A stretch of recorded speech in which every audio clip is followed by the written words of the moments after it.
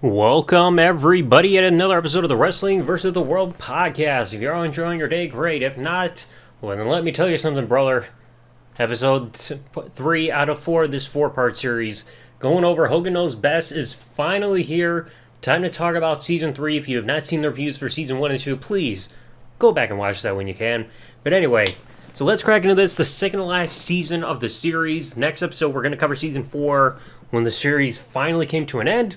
And then after that, I'll try to get to Brook Knows Best. Like I said, I still need that series finale, and then I can do it right. So, Season 3, first episode, called The Big Move. The family is finally moving into their new Miami home, which we saw the second to last episode of Season 2, after Brook finally got a record deal. They're trying to move and everything, and it turns out a big storm's happening while they're trying to move. They can't get their cars in the garage because, oh, there's a shitload of friggin' furniture still sitting in here. And they even see hail just pouring down and everything, and Hulk just can't believe it. It's like, what, have they never seen hail before? I mean, they're in Florida, for fuck's sake. And they even find water seeping through the doors, out, like from the outside going into their room. They're like, sheesh. Then they keep playing montages where Linda is talking with decorators and other workers about changes that need to be made to the house, including like paint jobs. They don't have a proper driveway around one of their gates in order to bring cars in. Hulk even leaves Linda to do the housework. He's trying to go to a different gym because all they're in a new house. He doesn't have an indoor gym anymore, so he has to go on location somewhere else, which he's not happy about. And Brook and Nick try sneaking out. They want to go to South Beach with a friend, but Brook is even struggling to parallel park her car, just like we kept seeing like with Nick when he was trying to get his permit. So it's like, yeah, it kind of runs with the family there.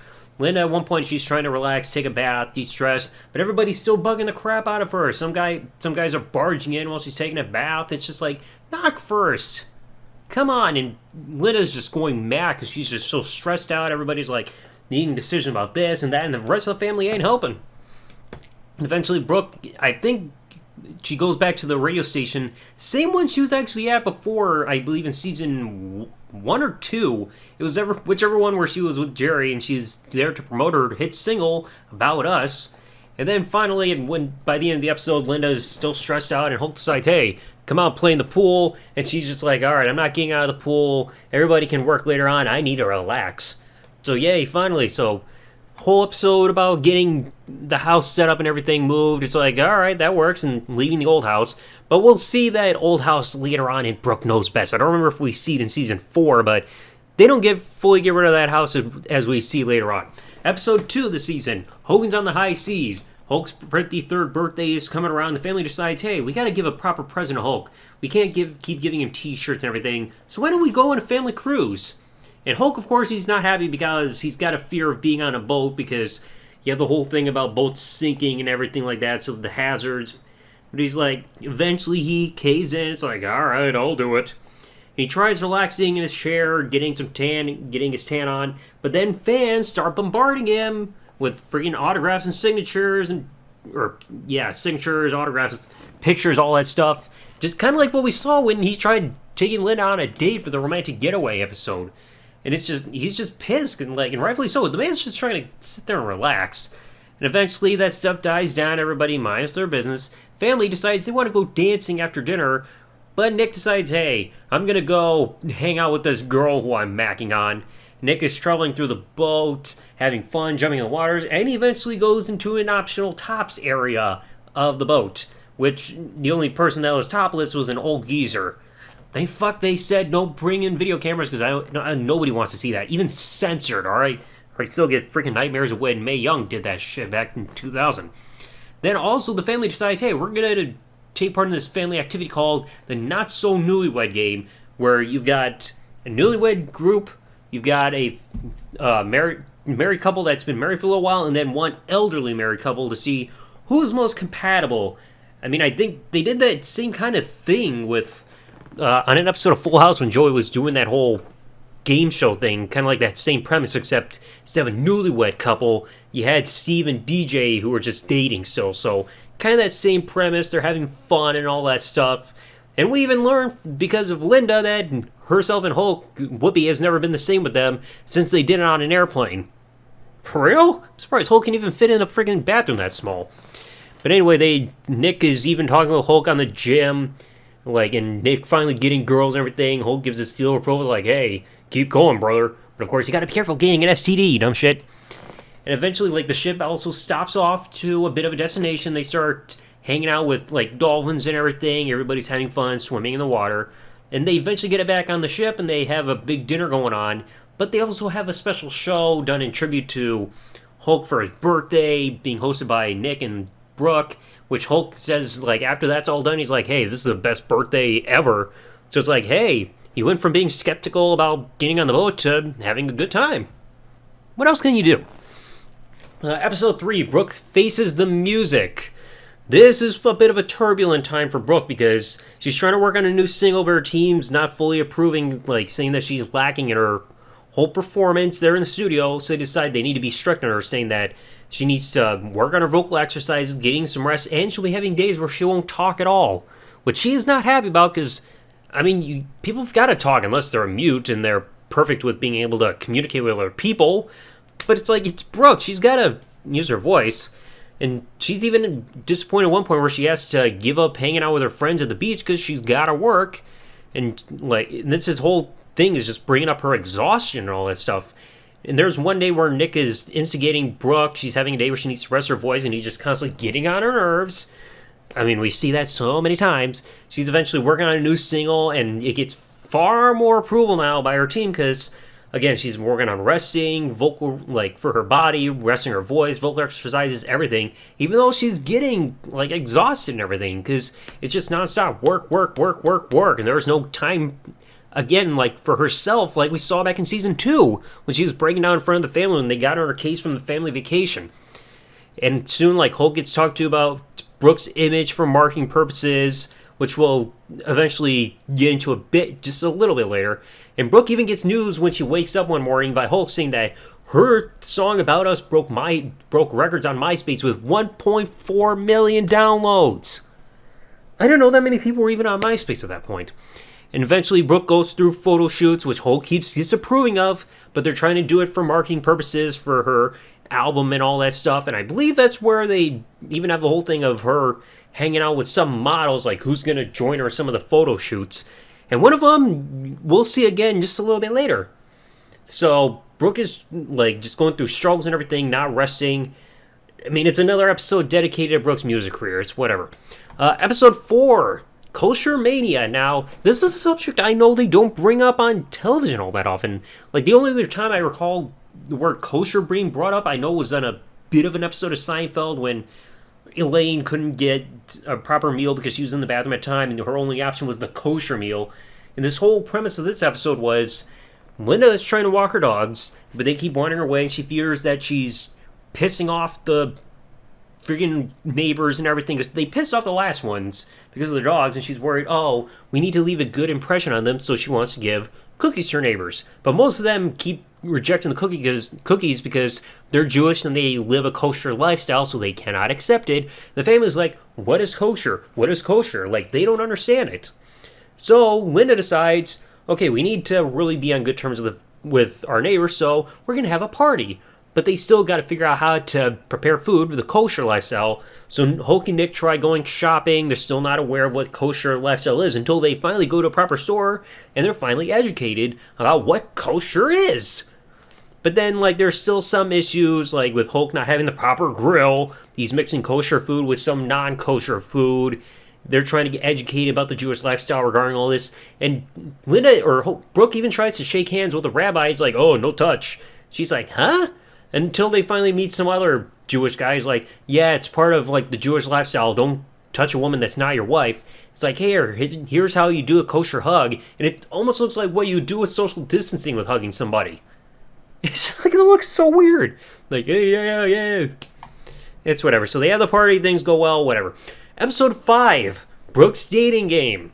Everybody notices Brook is lonely, so Nick, Linda, and Hulk decide, hey, why don't we try setting her up with our own choices of guys to see who she wants to go out with, to kind of make her happy, especially after the beginning of the episode saw Linda and Brook trying to just go out for lunch, and freaking Linda constantly commenting about every guy that passes by, which is embarrassing Brook the whole time.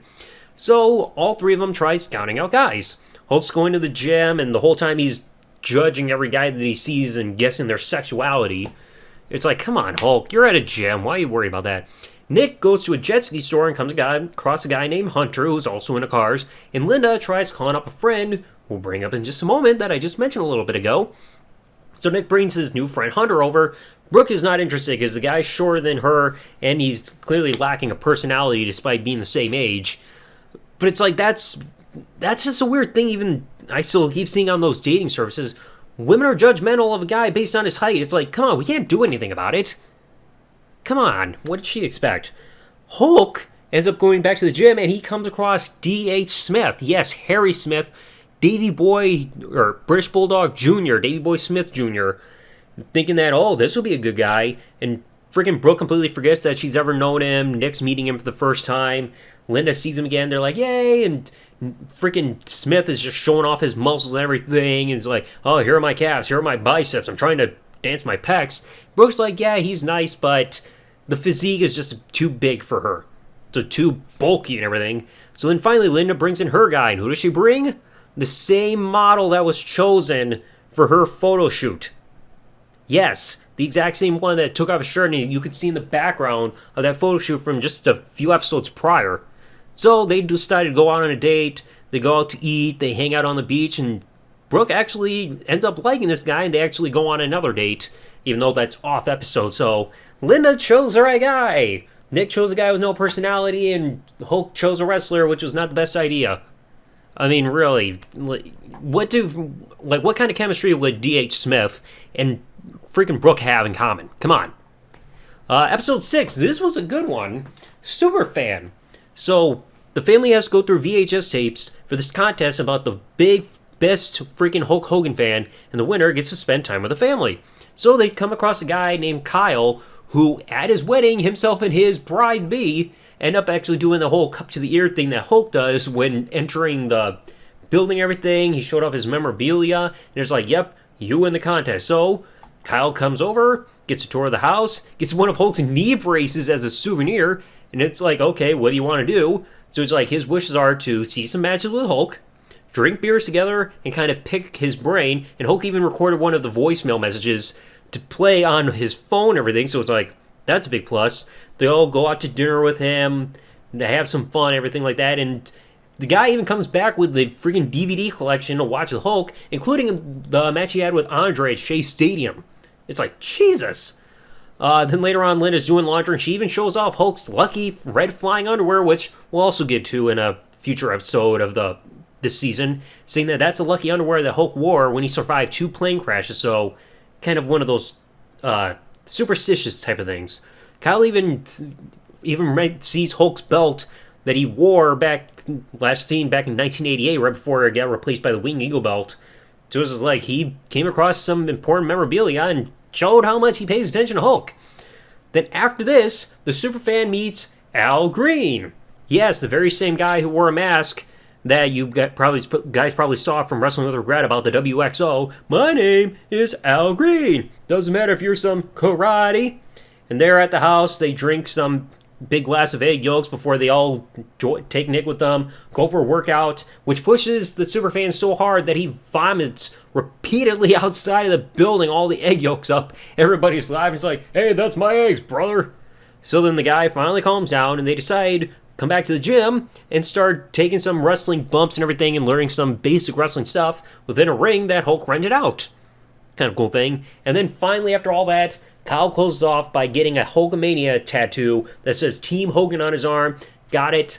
Hulk filled it in with yellow ink, and the guy gets surprised by his wife being there, who also sees the tattoo and everything before they finally leave. And Hulk's glad, like, hey, you made a wrestling fan's dream come true. You made an impact in somebody's life, so hey, good job there. Episode 7, ¿Qué vas a hacer, hermano? Which is Spanish for what you gonna do, brother.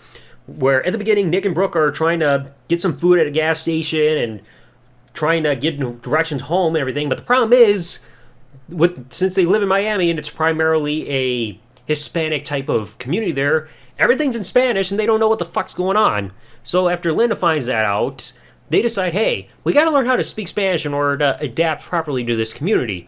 Hulk even struggles when he's at Subway to order a sandwich because the employee's speaking Spanish. He tries going to GNC for pills and everything, but again, the employee there is also speaking Spanish, which is driving him nuts, so he's trying to take his pills that he needs and some sex stuff, which even buys cream that's supposed to like increase your intensity that Hulk's supposed to put on his crotch, but Linda puts it on her freaking forehead.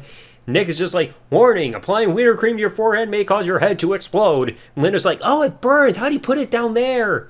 Like, why are you even touching that shit to begin with? And the instructions are in Spanish anyway.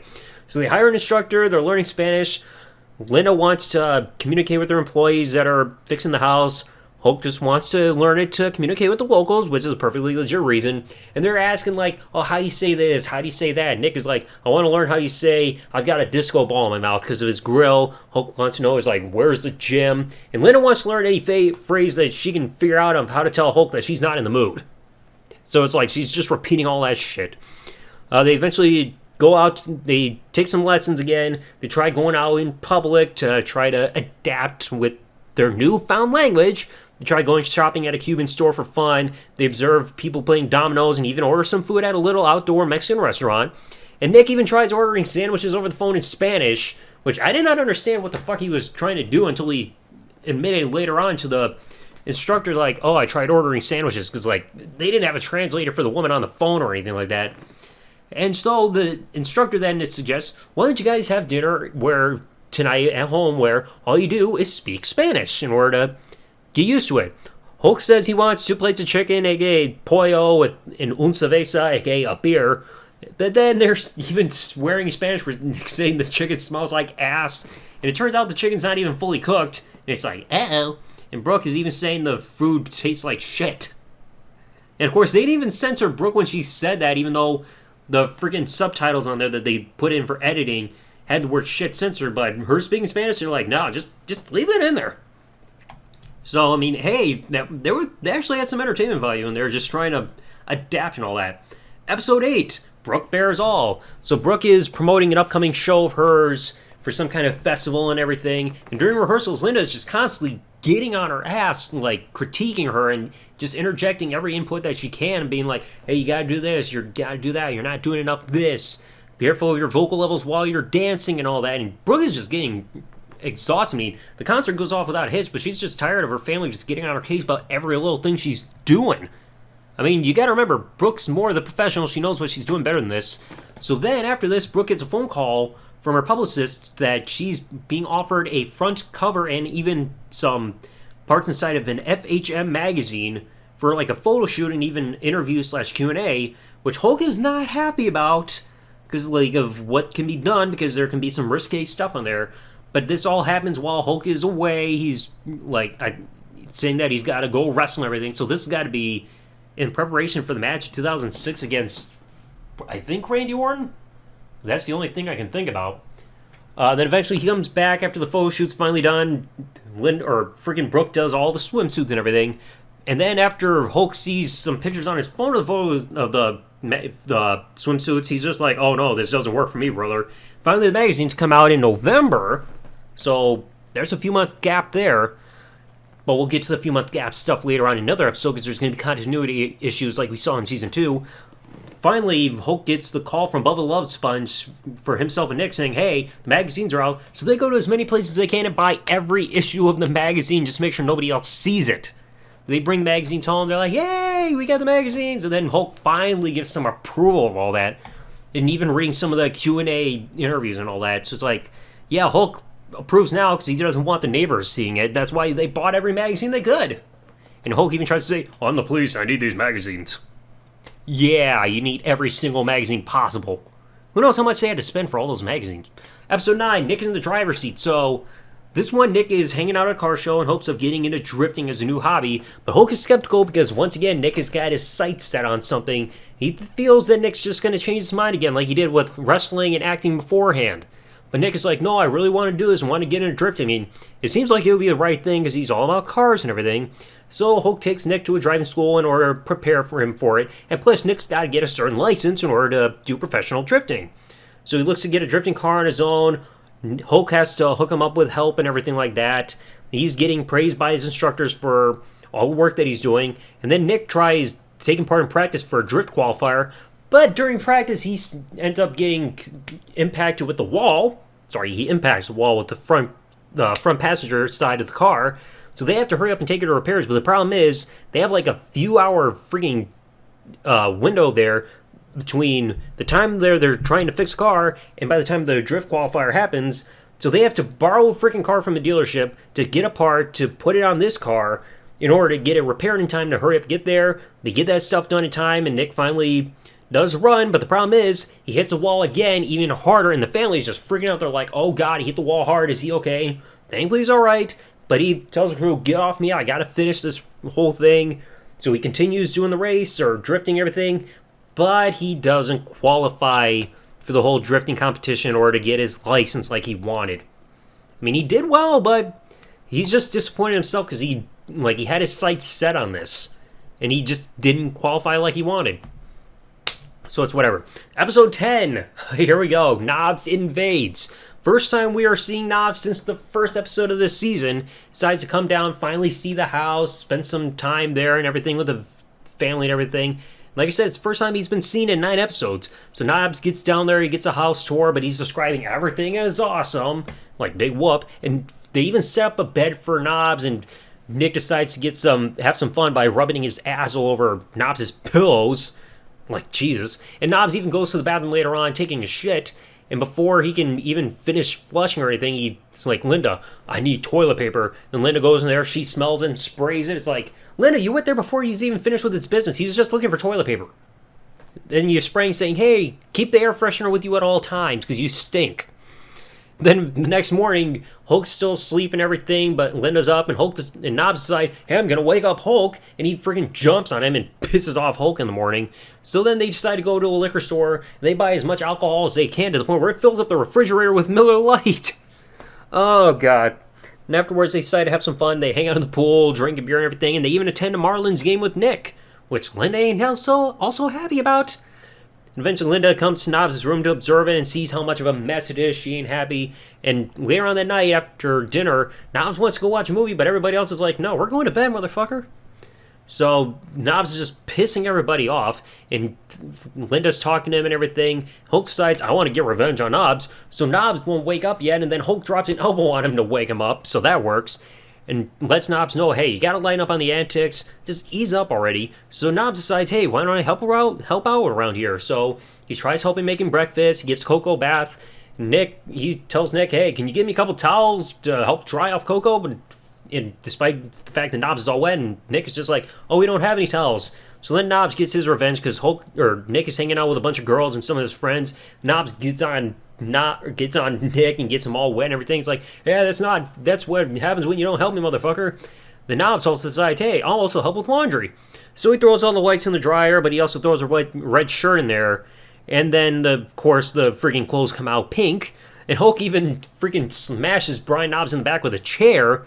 And later on, I noticed that when Knobs and Hulk were talking together, Knobs had an XWF shirt, wearing on. And it's just like, I'm surprised they even have memorabilia.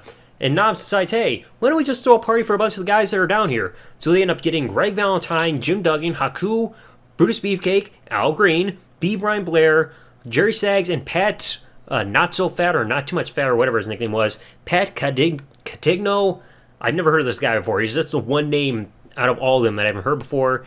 They're having a great time hanging out with drinking beer and hanging out at the pool. Linda finally comes home with Brook, and the guys say, hey, let's party with them and drag the girls into the friggin' pool too. So, yeah, at least they had smiles going on for the end of the episode. Let's see, second to last episode, Hulkamania Forever, episode 11. Hulk finally arrives backstage for Monday Night Raw with Jimmy Hart. We see Umaga there, and he even talks about his red flying underwear from the Superfan episodes about the luck. But then this is a part where continuity and things get out of place. So they show Hulk getting involved on Raw, and with Randy Orton with the fake freaking Hulk Hogan imposter. But the problem is, that happened on August 14th, 2006.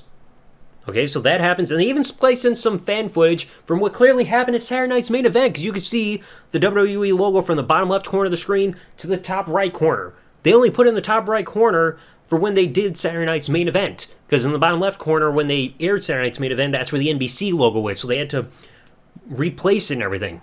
But that's not going to be the end of it in a bit. Afterwards, Hogan finally gets to the back, and Vince calls him in for a meeting, saying that he's not happy with Hulk doing this part-time appearances and stealing the spotlight and then going home again.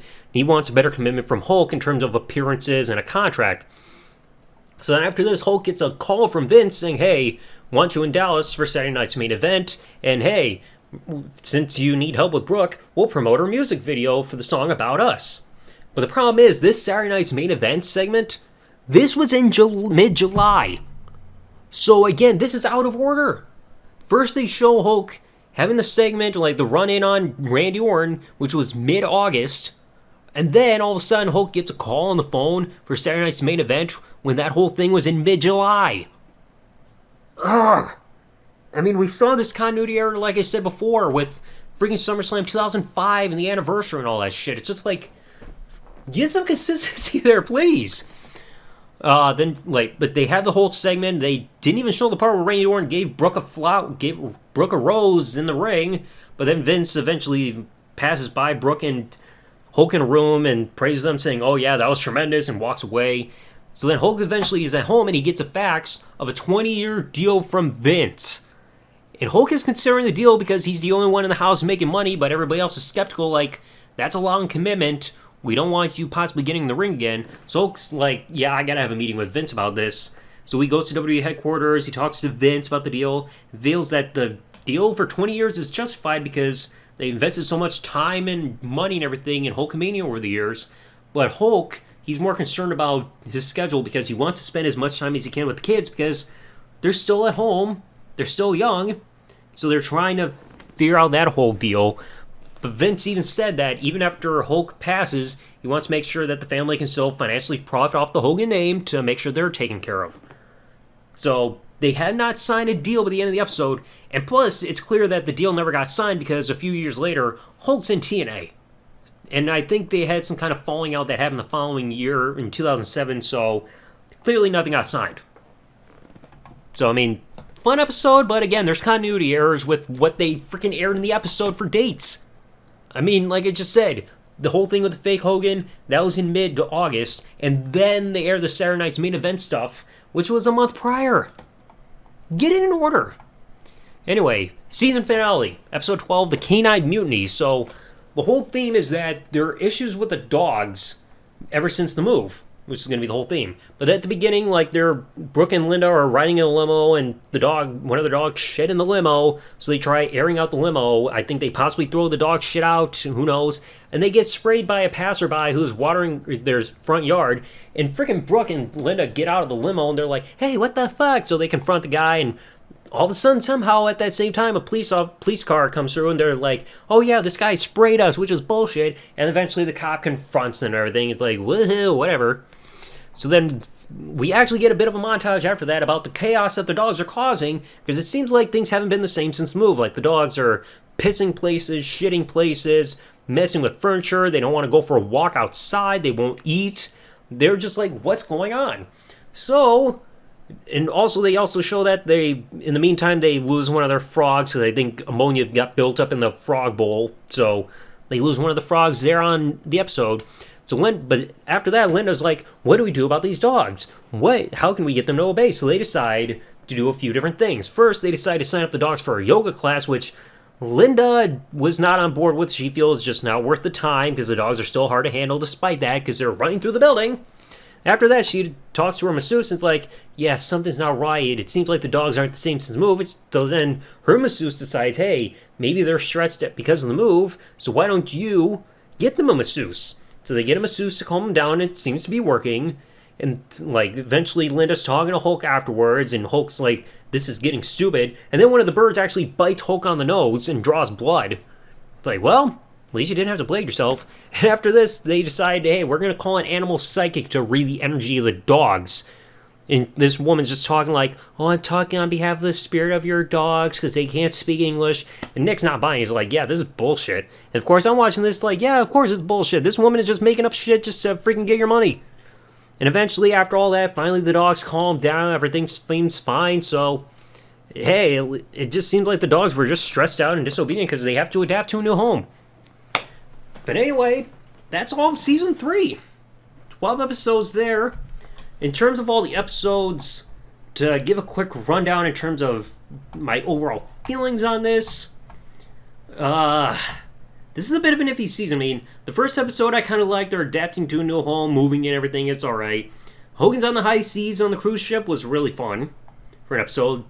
Brook Faces the Music, I honestly didn't care for it. It's just like another episode about Brook's music career and her being stressed and performance issues. Kosher Mania, I didn't even have much notes in terms of this episode because it's just a whatever episode trying to figure out what kosher means and adapting. And Hulk saying like, oh, I know what kosher means. It's a pickle. I mean, they're kosher pickles still. The dating game episode, it's whatever. They're trying to get a guy with Brook and all that. Superfan episode, that was probably the most heartwarming because they're making a diehard Hulk fan dream come true, hanging out with Hulk. The Spanish episode, that was pretty entertaining and everything for the stuff they tried pulling. Brook Bears all didn't care. Photo shoots are just boring or whatever to me. Nixon's driver's seat, it was a fine episode. Nick trying to get his license and getting into drifting, it's whatever. Knobs episode, this was probably very entertaining even though Knobs can be a pain in the ass. Hulkamania Forever episode is just about a whole thing about Hulk trying to commit more to WWE. But again, there's that continuity part I mentioned before. And then the Canine episode, I'd probably say it was my least favorite episode outside of the music stuff with Brook because it's just like, this is just filler episode. It's like, oh, the dogs aren't behaving. What do we do? It's whatever. So anyway, let me know your thoughts in the comment section below. What did you guys think about Season 3 of Hogan Knows Best for those who have seen it? I mean, it's a fine season, but we still got one more to go for the final season of Hogan Knows Best next time. And after that, like I said, I'll try doing Brook Knows Best. I just need the series finale. So anyway, let me know you guys down in the comment section below if you enjoyed this episode. Leave a like, comment below what you thought, subscribe with the bell turned on if you're listening to this on YouTube, or follow if you're listening to us in any other service. And I'll catch you all in the next one. Thanks for listening, everybody. Like, comment, subscribe. Peace out, and good day, everybody.